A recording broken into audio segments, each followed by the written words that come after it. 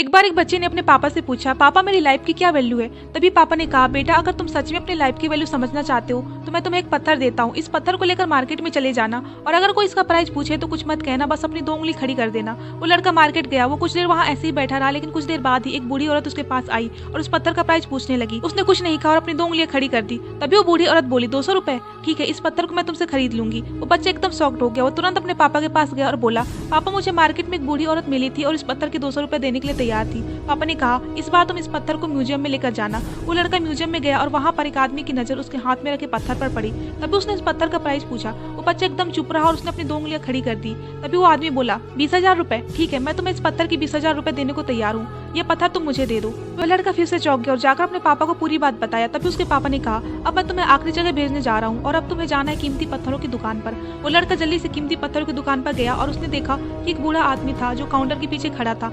और जैसे उस बूढ़े इंसान की नजर उस पत्थर पर पड़ी, वो एकदम शॉक्ड हो गया। वो तुरंत काउंटर से बाहर निकला और बोला, इस पत्थर की तलाश में मैंने अपनी पूरी जिंदगी गुजार दी। कहाँ से मिला ये पत्थर तुम्हें और क्या प्राइस है इसका?